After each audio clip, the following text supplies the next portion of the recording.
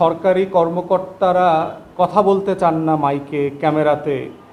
এটার একটা বড় জায়গা হচ্ছে দুর্নীতির সাথে সংশ্লিষ্ট।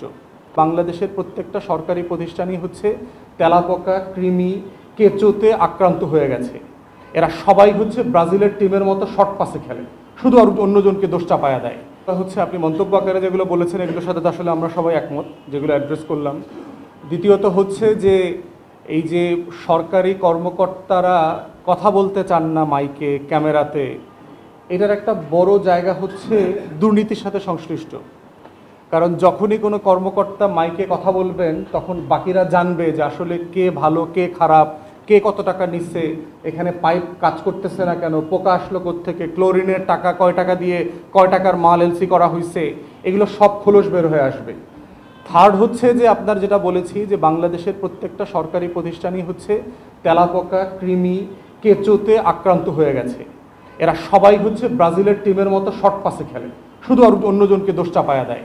তো সেজন্য আমরা বোধ করছি যে প্রত্যেকটা প্রতিষ্ঠানকে ওভারহলিং করা দরকার এবং জনমুখী করা দরকার।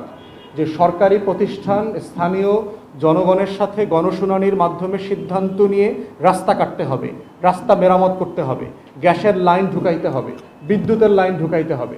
আমার মনে চাইলেও আমি রাতের আধারে 3টার সময় গিয়ে দেখবেন বিভিন্ন এলাকাতে কাজ করে দেখছি, সকালবেলা ফজরের ওয়াক্তে দেখি বিদ্যুতের লাইন লাগাইতেছে। এখন কেন লাইন লাগাইতেছে? ওই যে চোরাই লাইন লাগাইতেছে। ওই সময় দেখবেন যে গ্যাসের লাইন কাটতেছে, পাইপ কাটতেছে। তখন কেন পাইপ কাটতেছে?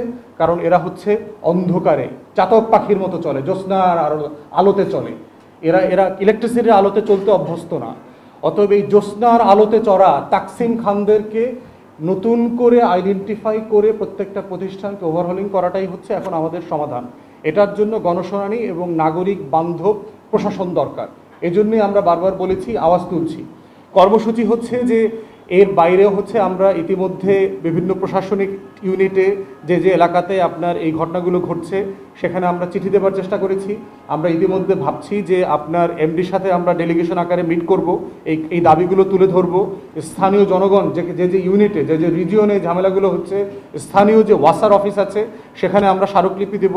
ইতিমধ্যে এগুলো আমাদের সিদ্ধান্ত হয়ে গেছে এবং আপনারা অল্প কয়েকদিনের মধ্যে সেগুলো জানতে পারবেন ইনশাআল্লাহ।